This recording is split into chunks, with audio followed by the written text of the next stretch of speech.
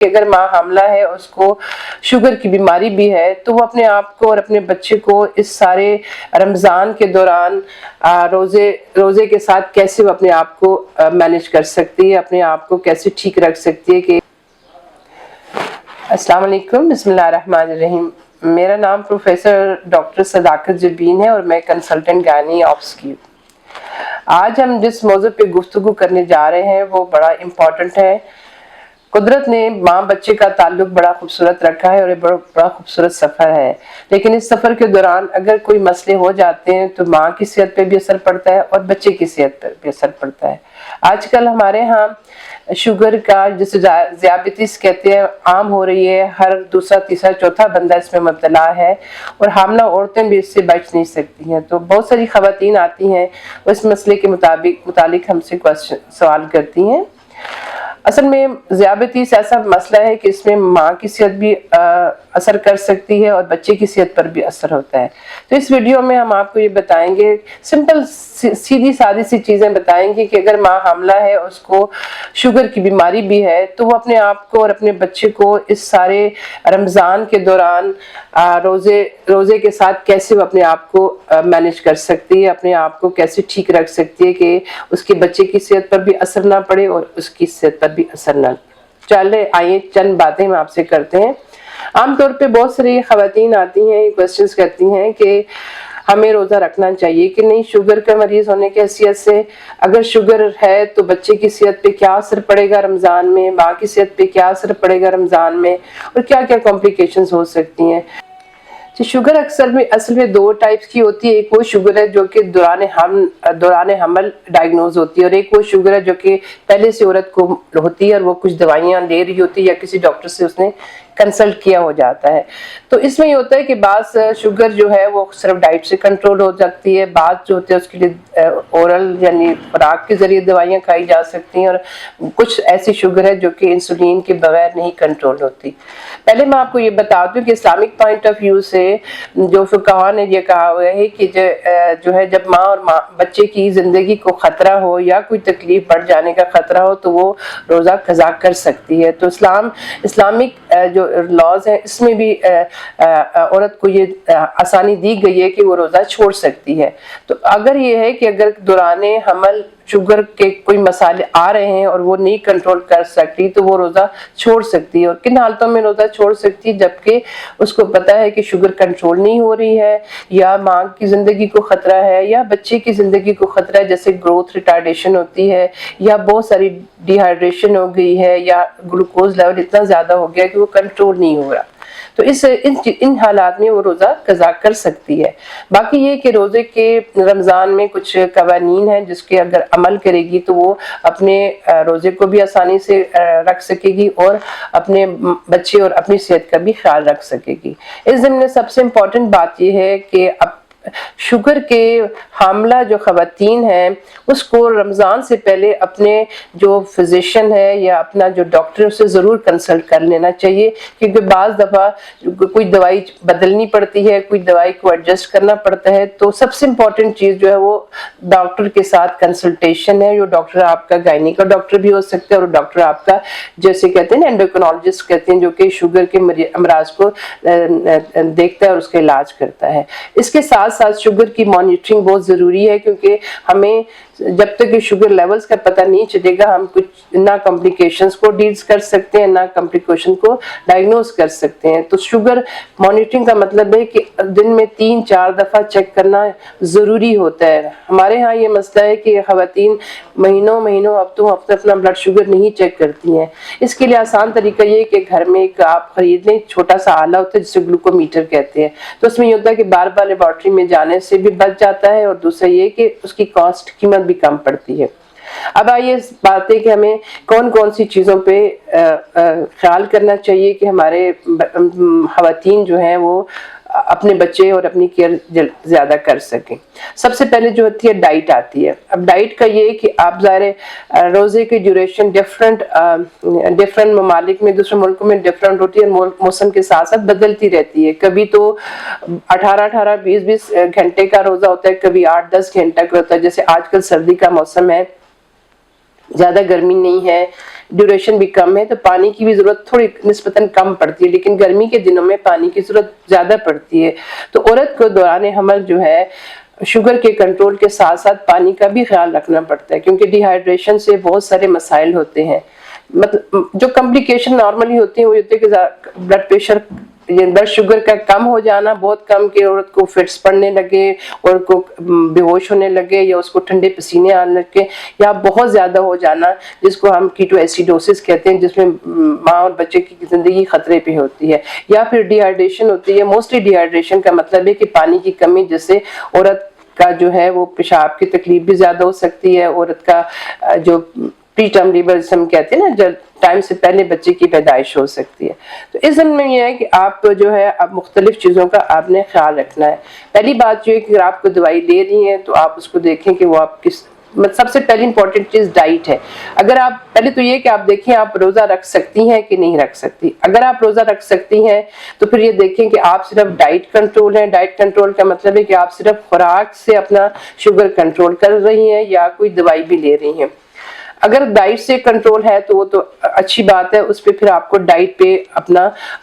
سارا توجہ دینا ہوگا۔ اب ڈائٹ میں وہ چیزیں ہونی چاہیے جو کہ جس میں زیادہ شوگر نہ ہو یا زیادہ فرائڈ چیزیں نہ ہوں، اور وہ چیزیں ہوں جس میں زیادہ سے زیادہ پانی آپ کو مل سکے، اور خوراک میں ایسی جس کو ہم کہتے ہیں لو گلائسیمک انڈیکس ڈائٹ۔ لو گلائسیمک انڈیکس ڈائٹ اس کو کہتے ہیں جو خوراک میں آہستہ آہستہ آنت میں جذب ہوتا ہے شوگر، اور آہستہ آہستہ بلڈ شوگر لیول زیادہ کرتا ہے۔ تو ہمیں ایسی چیزیں نہیں کھانا چاہیے جو ایک دم سے شوگر لیول کو زیادہ کرے، کیونکہ سڈن شوگر لیول جب زیادہ ہوتا ہے تو بچے کا پیٹ میں فوت ہونے کا خطرہ ہوتا ہے۔ اس کے علاوہ جو ہے وہ ڈائٹ آپ دیکھیں، جب مثال کی ڈائٹ کیا ہے کہ آپ سبزیاں، فروٹ جس میں زیادہ شوگر ہوں، جیسے آپ سیب ہے، امرود ہے، سبزیوں میں کھیرے بہت ضروری ہیں کہ اس میں پانی بہت کی مقدار ہوتی ہے، پھر فل گرینز جو ہوتے ہیں، پھر اوٹس جو ہوتے ہیں۔ اس کے علاوہ جو ہے آپ پروٹین میں آپ مرغی لے سکتی ہیں، مچھلی کھا سکتی ہیں،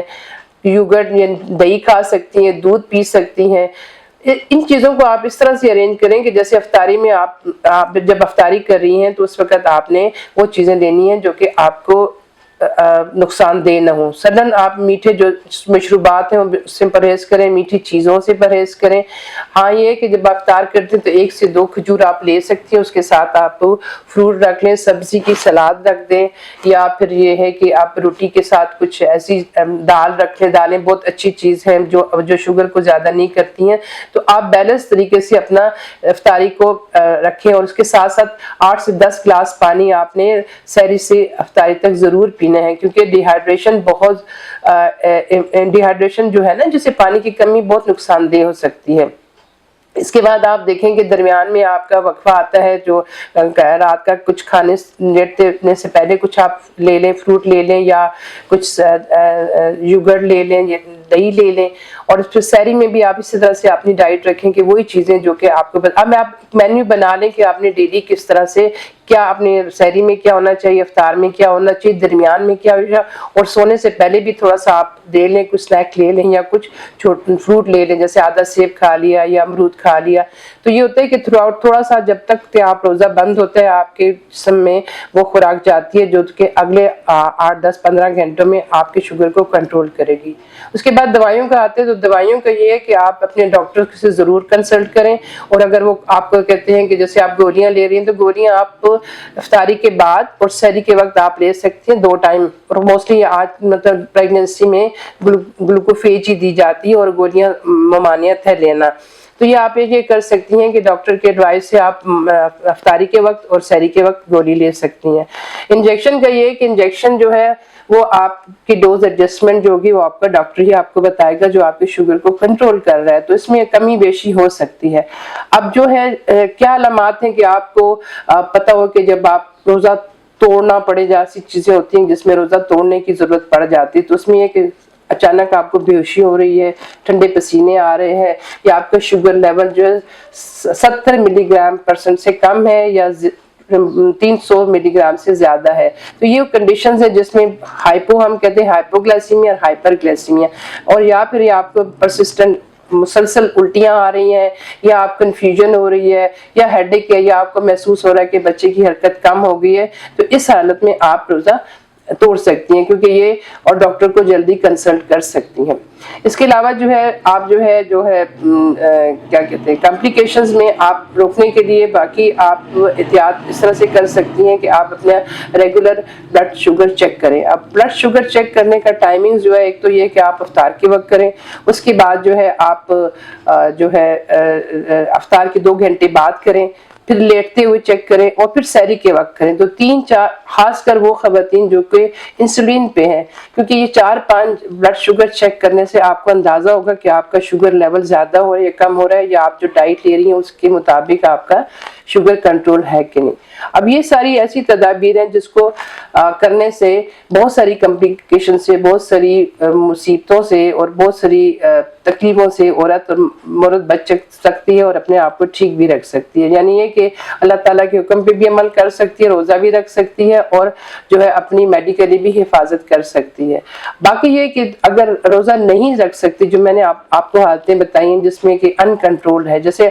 آپ کا کنٹرول ہی نہیں ہے، بہت زیادہ شوگر ہے اور آپ دوائیاں بھی لے رہی ہیں، کنٹرول نہیں ہو رہا، ایسی حالت میں بچے کا پیٹ میں فوت ہونے کا خطرہ ہوتا ہے۔ یا پھر یہ کہ آپ انسولین پہ اور انسولین کی ایسی ڈوزز آپ کو ایڈجسٹمنٹ ہو رہی ہے کہ وہ آپ کے شوگر کو کنٹرول نہیں کر رہی ہے،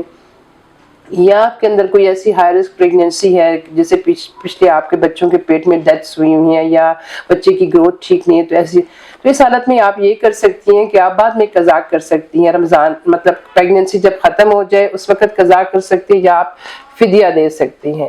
تو مختصراً یہ سمری میں کروں گی کہ رمضان میں آپ جو ہے اپنی صحت کو دیکھیں، آپ ہر بندے کی اپنی اپنی وہ ہوتی ہے نا خصوصیات ہوتی ہیں، اپنے اپنے پرابلمز ہوتے ہیں، تو یہ آپ خود سے نہیں ڈیسائیڈ کر سکتی ہیں، آپ اپنے ڈاکٹر سے مشورہ کریں گی اور ڈاکٹر سے مشورہ کرنے کے بعد آپ اگر ہیلدی ہیں، آپ کا ڈاکٹر کہتا ہے کہ آپ کو کوئی خطرہ نہیں ہے، تو آپ رمضان کے روزے رکھ سکتی ہیں۔ لیکن آپ نے رمضان میں اپنی ڈائٹ کا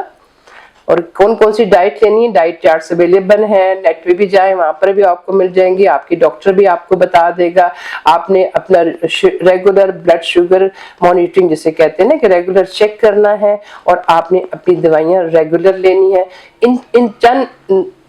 چند معمولی اور مطلب احتیاط سے آپ اپنے آپ کو اور بچے کو بہت ساری کمپلیکیشن سے بچا سکتی ہیں۔ شکریہ، اللہ حافظ۔